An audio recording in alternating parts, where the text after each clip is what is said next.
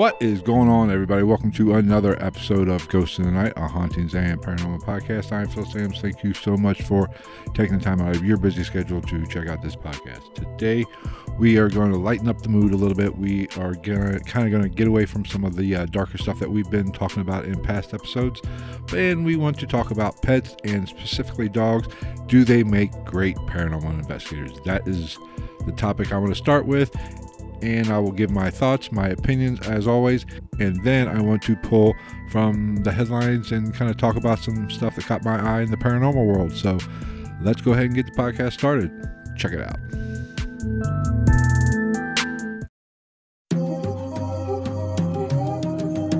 Ghost in the Night with Phil Sams.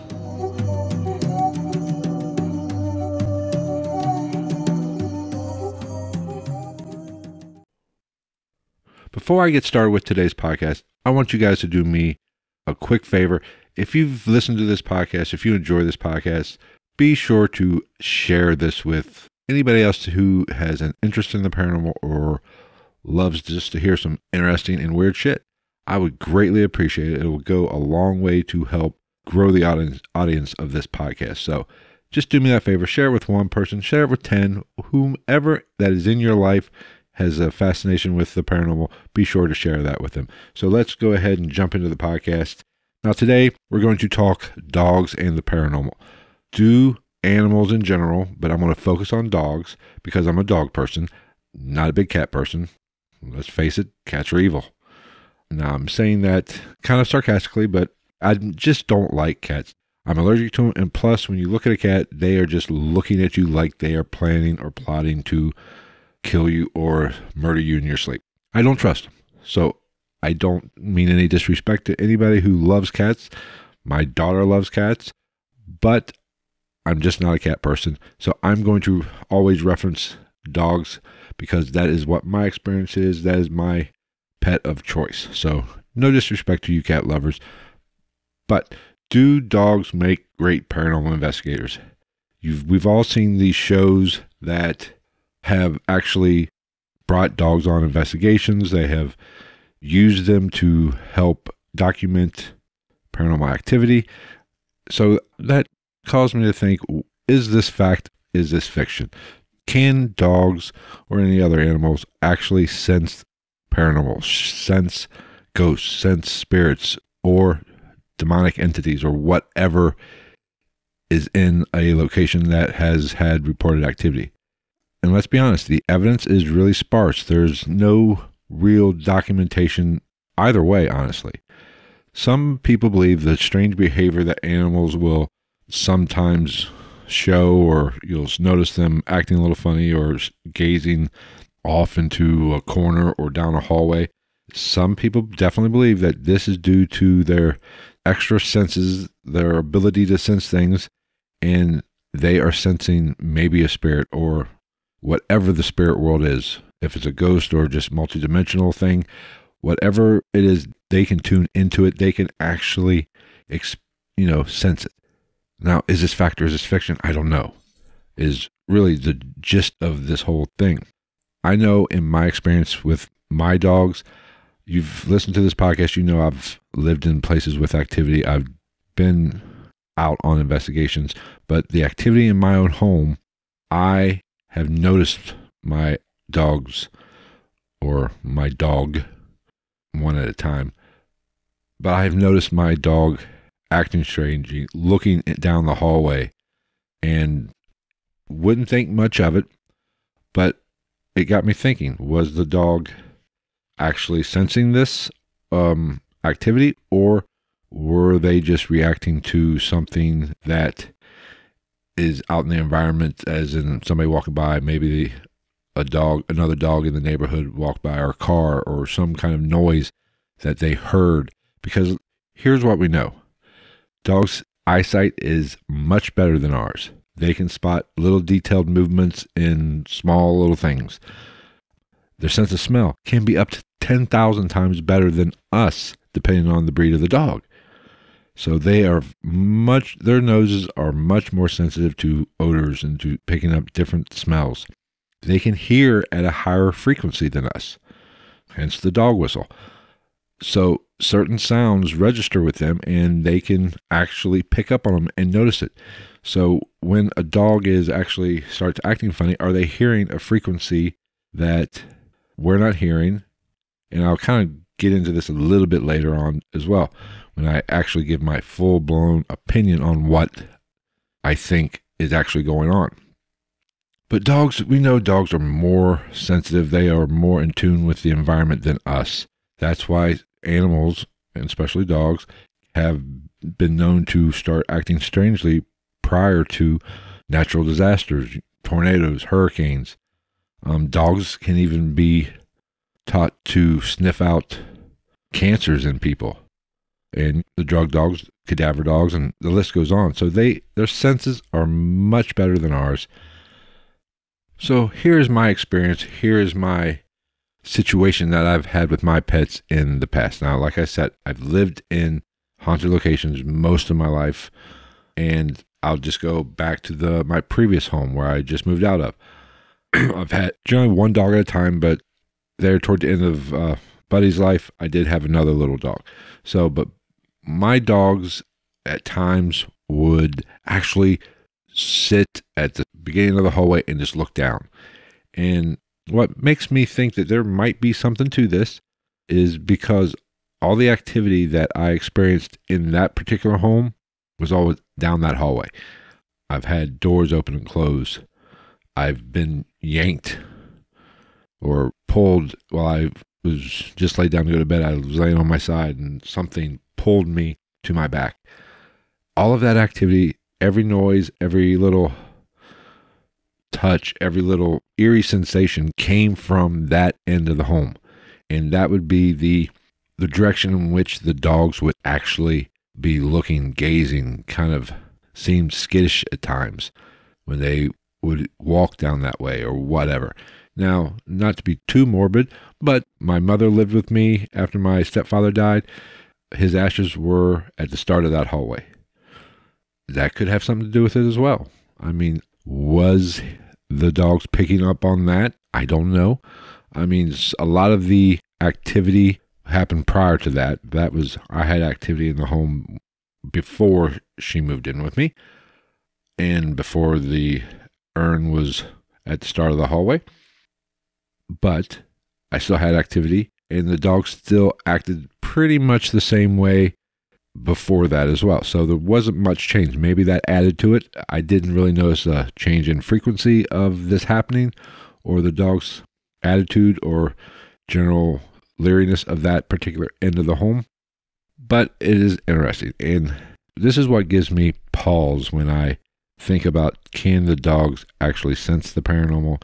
Do they see spirits that we do not see? Or are they more likely to hear EVPs because of their keen hearing, their keen sense of smell, and their generally good eyesight?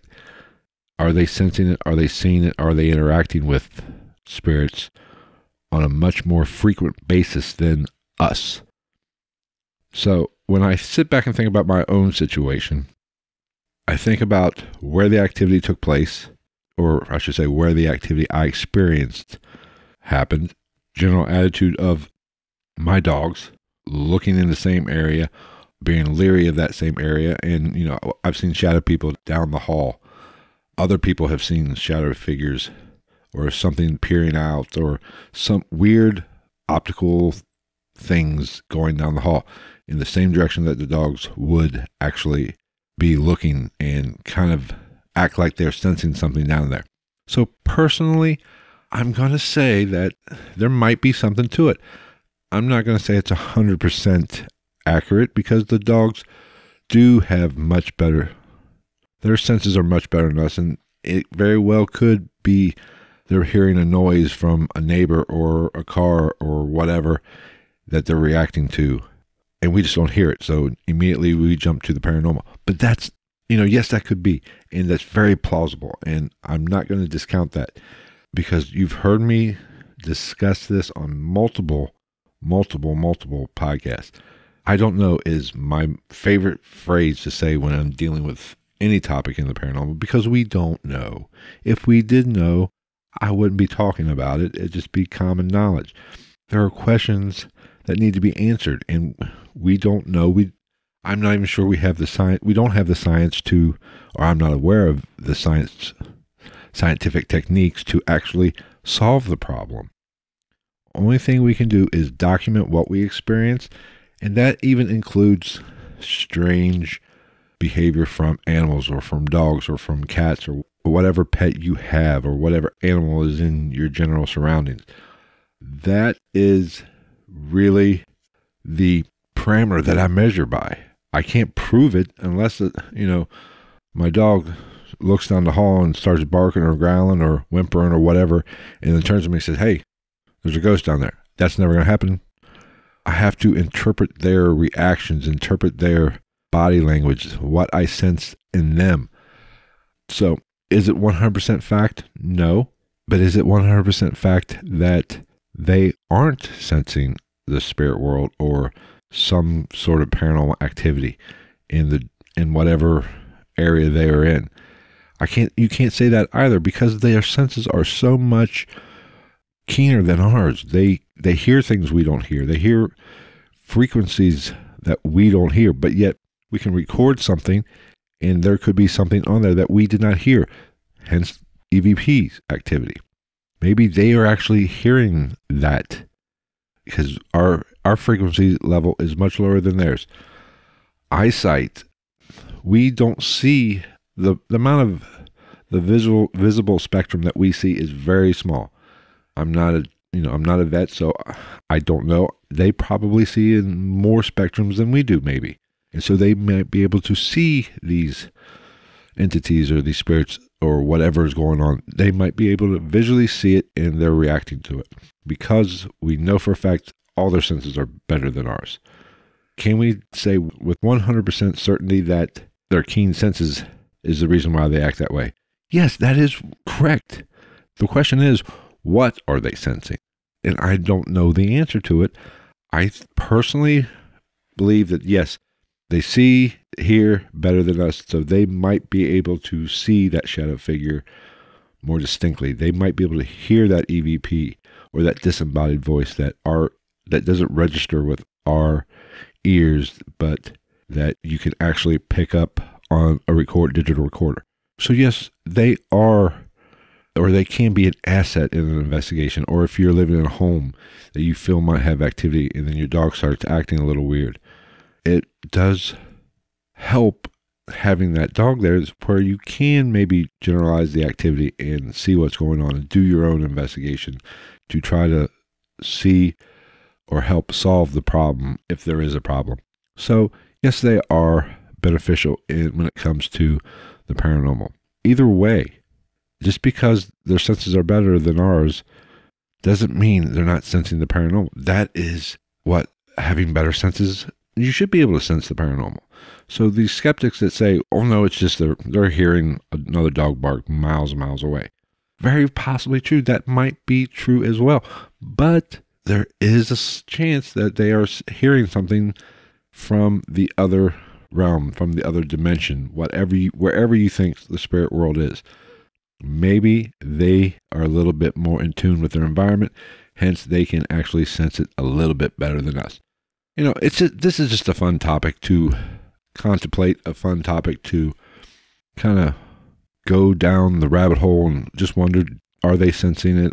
Can they interact with the spirit world even better than us? Do they sense more of it? Because I firmly believe that the spirit world is all around us. It's more of a dimensional thing, and we probably are experiencing some sort of interaction with the paranormal all day long. It's just we don't always realize we're sensing it. We don't notice the change. Maybe that's what, I've had just shivers all of a sudden when it has nothing to do with temperature. Maybe that's me just bumping into the other realm, with another person or another spirit in their realm, just going about their day, our paths cross. I don't know. That's the question. That is what hopefully one day we might have a small slice of the answer to that question. But like I said, it's just a fun topic to kind of talk about. Let me know what you think. Be sure to send me an email at gitnpodcast gmail.com. I'd love to hear what you guys think, hear your guys' opinion, or you can leave a comment at ghostinthenightpodcast.com at the show note page for this particular episode, or send me a direct message on Twitter. Let me know what you think.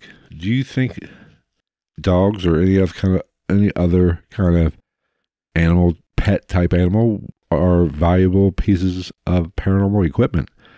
That is the question of the day. So let me know what you think, and I will maybe even follow up or share some of those opinions on future podcast episodes. Okay, now there's a few more things I want to get into on this episode while I still have some time, since this episode is not running too late. Paranormal Headlines.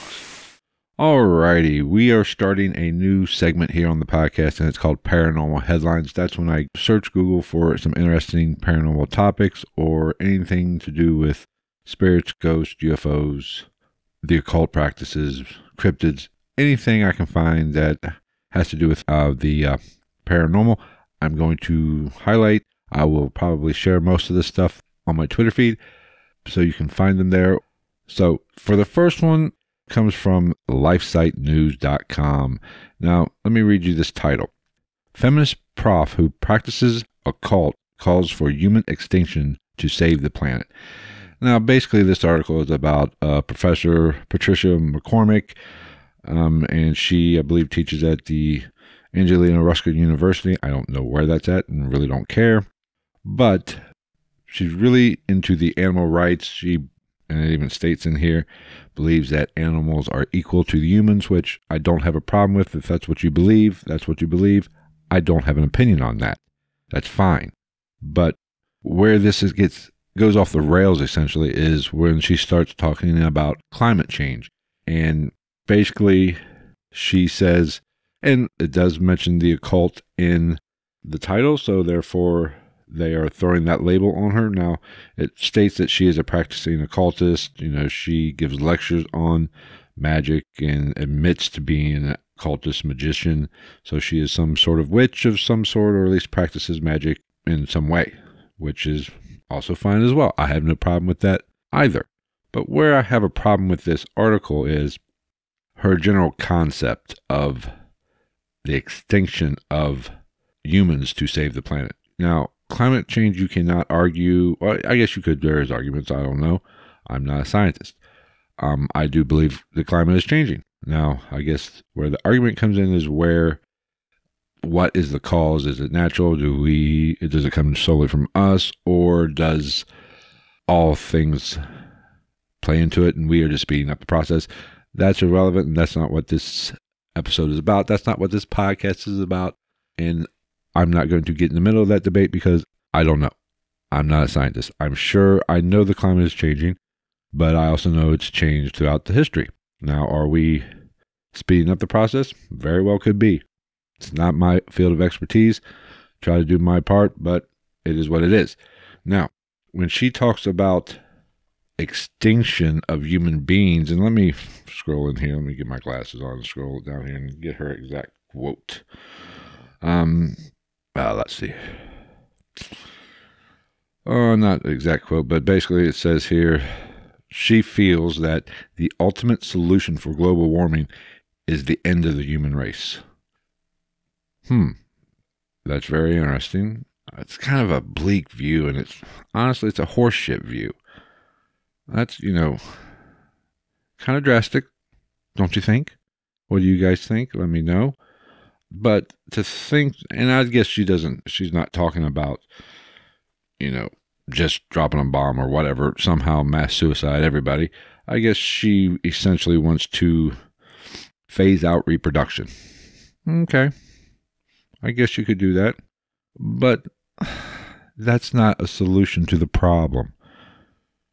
From everything that I know, the climate's changing. It's going to probably continue to change. If I had to guess, if we have caused it or we have added to it more so than the natural process, then the end is still coming at some point. So basically exterminating us, that's your ultimate solution. Tell you what, This is batshit crazy. And I relate this to somebody, especially, and I hate to get political, but when every 4 years, when we get a new president here in the United States, or, a president gets reelected, the opposing party, you always have some whack jobs saying, well, I'm leaving the country. Guess what? Those some bitches never do. They're talking shit. And that's what this female is doing, or whatever. She's talking shit. She's throwing shit out there. And this negative attitude is such bullshit.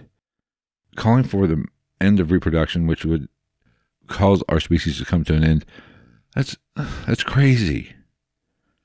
Cutting your nose off to spite your face. Let's look for the problem. Let's hopefully try to slow down our cause of, or our part of the problem.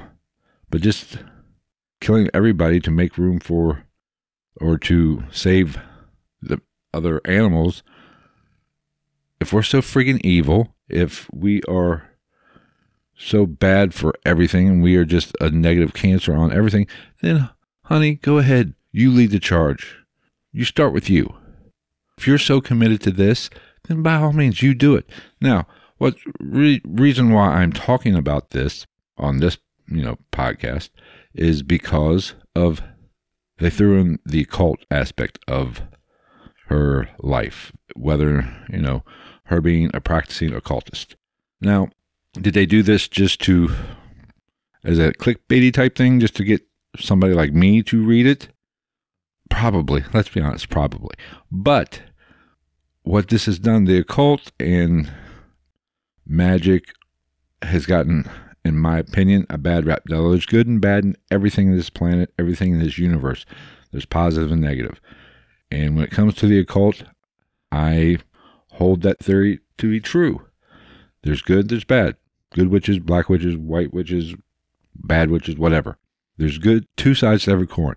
And by attaching the word occult to this headline and attaching it to her, though she actually is a practicing occultist, this just throws with the subject matter, what she is preaching, or what she is her ultimate solution, puts the occult in a negative light.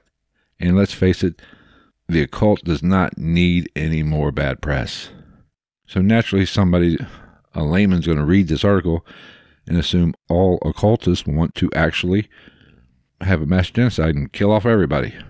I mean, it's lazy. And I understand in today's news, the rapid news cycles that we have, people are struggling to get clicks, struggling to get views, struggling to get downloads. So they do whatever it is possible to draw a crowd, to draw attention to their blog, to whatever it is they're putting out there. But like I said, the occult practice does not need this, because I'm sure you could talk to 100 different practicing occultists, and they're not all going to agree with this. Maybe some will. I don't think we have to go to this extreme to solve the problem. I'm sorry that she feels that way, and that she thinks society and the human race is that evil, that calling for the death of everybody is the only solution. I mean, that's sad. And I think you don't want to put the occult attachment on that. It's lazy. It is so freaking lazy. And I think her solution is lazy as well. Now, I'm sure she's a very intelligent person, but I don't have to agree with it. Now, do I agree that we are doing all we can to combat the issue at hand, which is global warming, or the climate change? I hate to use the word, whatever is PC now when it comes to climate change, or if global warming is out, I don't know. But climate change, I know for a fact that climate changes. The climate has changed throughout the lifespan of the Earth. Now, like I said earlier, the real question is, are we contributing to that in a negative way? If I had to guess, and it looks like the evidence says yes, is it as bad as what some scientists say? There's where the debate is. I heard something the other day that we got about 11 years before the shit really starts hitting the fan. Maybe they're correct, maybe they're not. I know in my lifetime, in my 47 years, I've heard the end of the world's coming, seems like every 3 years. So I don't know. That's what's interesting. I just think this article, the occult doesn't need this bad press. It's got me flustered, but I just don't like this way of thinking. I don't like this negative, not negative, but this drastic measure. And so, sweetheart, go ahead and do it yourself. You lead the charge. A journey of 1,000 steps starts with the first one. So you take that first step for us and see who follows you. Guess what? Ain't going to be me. So I just found that one interesting. Now let's move on to definitely more of a paranormal or more of my wheelhouse, and that is Bigfoot. Now, you know I love me some Bigfoot talk. Anything with cryptozoology and cryptids and strange creatures, you know I love that shit. And this next one, naturally, is going to be about Bigfoot. Now, last week, a video went viral of the Ohio Grassman. A YouTube page named We Do It Outdoors posted a video of a possible Bigfoot. Now, upon watching this video, I checked it out. You know, I'm always curious about when evidence like this shows up on YouTube, especially any kind of video or visual evidence. It's so easy to fake this stuff. So I'm always skeptical when it comes to video or photography of evidence of the paranormal, especially cryptids. So I checked it out, and it's an interesting video. I'm not saying it's fake. I'm not saying it is a Bigfoot. I'm not saying it isn't a Bigfoot. I'm going to ride the fence on this one. I don't know. But there definitely, in my personal opinion, there is some issues with the video. Some things don't really add up, honestly. Now let's see here when this video was posted. February 2nd is when the video was actually posted, and it has, over 640,000 views thus far. So it has went viral. So odds are you've probably seen it if you're listening to this podcast. Now, basically, in this channel, I just want to say this up front. This channel, I looked at their page. There's no Bigfoot type stuff on it. It's just an outdoor page. They use a lot of mowing videos and things such as that. And it's kind of out of character for the concept of this page. It's about getting outdoors and doing things outdoors, which all for it. Everybody needs to do a little bit more of that. So I watched the video first before, and I didn't watch it on YouTube. I got an alert and checked it out that way. So naturally I was skeptical. But when I went to the YouTube page and started looking at it, there is some credibility in the fact this isn't their MO. This isn't what they necessarily do. But like I said, there is still some, I do have some questions about the video. Watch this video after you listen to me or finish this podcast, and, send me your opinion. Let me know what you think. But I'm not saying, like I said, I'm not saying they faked it. I'm not saying it's not a Bigfoot. I'm just saying I have questions about it. Some things about it don't necessarily add up for me personally. But I'm naturally more skeptical when it comes to video of anything, whether it be paranormal or Bigfoot. So I watched it, and my initial response was, whatever it is, there is something walking in the woods. You can see it, they zoomed in, and the video quality of the episode or the video is excellent. I mean, there's cuts, it's well edited. I wouldn't say well edited, but it's edited nicely. It's just not a straight raw footage video. They put some time, they put some effort into putting the video together of whatever footage they had.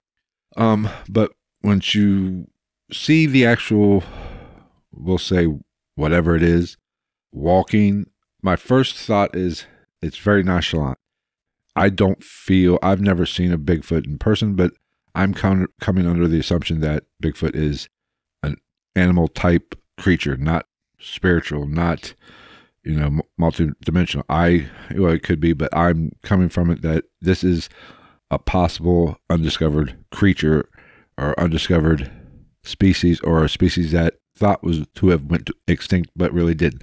That's really the view that I come from when it comes to Bigfoot. I don't know if they exist. I've never seen one. I can't say yay or nay. But at first glance of this video, it doesn't appear to be walking like an animal. its gait is smooth. It's just strolling essentially. And, that threw up a red flag. I was like, wow. And funny thing, and as I was reading the comments of the video, which, comment section is what it is. It can be a shit show. But I was reading through it and I saw one comment and it said that Bigfoot has the best posture ever. And that was what I was thinking. I was like, wow, this whatever it is walking extremely elegantly. It's, straight back. No hesitation in its step.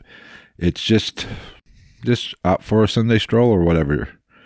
And I was like, it's not acting like I would think an animal would be, especially an animal that probably has better senses than us. An animal would know that those guys are there filming. So it would be a little bit more cautious, maybe even more curious. So I was like, okay, the body language of whatever it is walking does not add up. Now, yes, it does appear to have fur, but it's impossible for me watching the video to gauge the size of this thing. I don't know this particular state park. It's in Ohio, and that's really what draws my attention. I believe it's just east of Columbus, Ohio, because it's called the Ohio Grassman, so that's naturally what caught my attention. But I've never been to the state park that I remember, but you can't tell size by the video. It gives me the impression that it's not that big if I had to guess, but I can't verify that one way or the other. It just doesn't appear to be that dominant or that big, which doesn't mean anything. It just seems to be regular size. So I'm like, okay, well, nah. But even at one point, it looks like it is aware of that they're there, but it's not doing anything. It doesn't change its behavior. I would think as soon as it would know, if I'm, this is all speculation. I'm just guessing here. If a creature or an animal would know that it's not alone, I think it would act a little bit differently. Even if you startle it, as soon as it realizes you are there, it's going to either be curious, kind of hide from you, or go, or just get out of the area quickly. Or, and I've heard reports of this, become aggressive. Start throwing rocks. Start, doing the classic tree knocks to pump up its chest and divert these guys from the area, from its territory. None of that. It's just, casually walking down the trail, almost like it would be walking a dog, just minding its own business, having a good old time. So I'm just not 100% sure on this. Now, the thing that really, really, really strikes me as strange, especially now that I've looked at their channel and looked at what kind of actual videos they do, what they're all about, this really even magnified this a little bit more to me, is their initial reaction. They are cool, they are calm, they are collected. They don't get excited. They're just zooming in. There it is. Real calm, almost a whisper, which, yes, you want to be a little whisper, but it doesn't seem like they even have a elevated heart rate. The breathing doesn't change. It doesn't seem like. You would think that people that were just out filming in the woods would see something like this or come across something like this. They would get a little nervous. They would get scared. They would be anxious. Their heart rate would be pounding through their chest. The camera would get shaky. No, this is cool, calm, and collective, almost like they knew it was going to be there. So does that mean this? I just found that strange. Does not mean anything. It's just my personal opinion. I would think their reaction would be a little bit more drastic than just what it comes through on the video. Now, editing is a wonderful thing, so maybe they did get a little excited, and that's just edited out. And what footage you are seeing in that particular video is once they calmed down and started following this thing or panning with their camera and following this thing.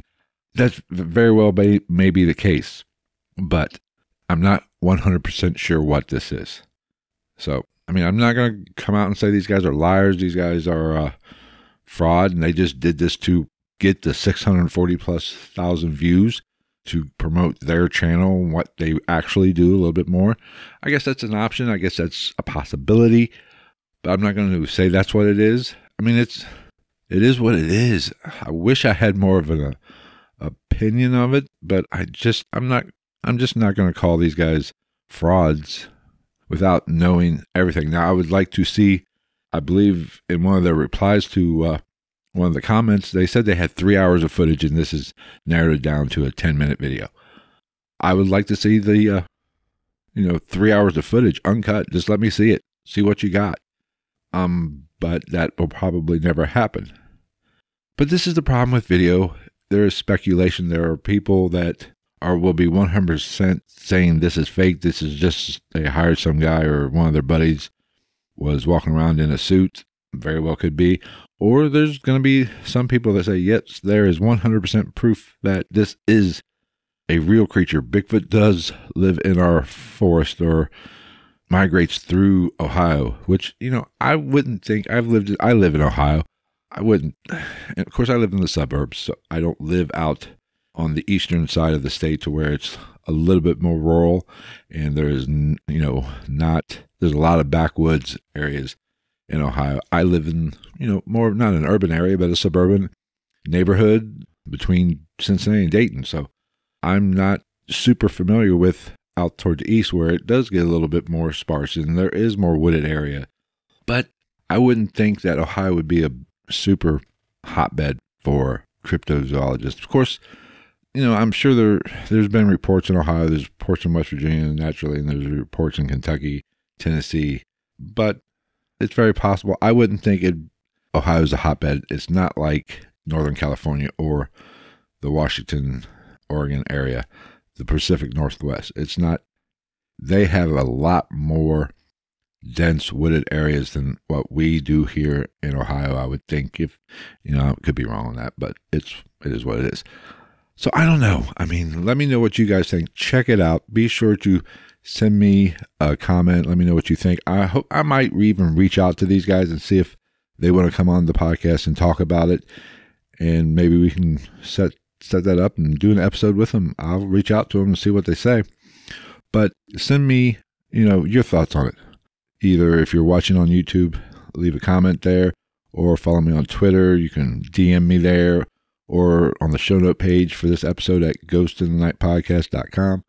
Leave a comment there, or send me an email at gitnpodcast@gmail.com. Let me know what you think after you check out this video, and we'll go from there. Hopefully I can get these guys on. We can talk about it a little bit and see what their mindset was as they were shooting it. Was this edited down to where, they kind of edited out the excitement portion of them first realizing what they potentially were catching on video? I don't know. Hopefully I can reach out to them and we'll see if they'll come on and do an interview. So that is going to wrap up this episode. I hope you enjoyed the paranormal headline segment. I'm going to do these a little bit more often, I think, and I might even do bonus episodes that come out where it's just me talking about some headlines in the paranormal world that are relevant. But be sure to be sure to subscribe to the podcast however you take it in. iTunes, Stitcher, Spotify, iHeartRadio, TuneIn, however you take it in. Be sure to rate, subscribe. If you like the YouTube videos or you prefer taking in your podcast via YouTube, be sure to subscribe to the YouTube channel. That's always a good idea, and I do a little extra stuff there. Be sure to go to ghostinthenightpodcast.com for paranormal merchandise for the episodes, for the podcast. We have a lot of different type of podcast t-shirts you could check out and show your support that way. But reach out. Hope you have a great week, and we will see you next week. Take care, everybody.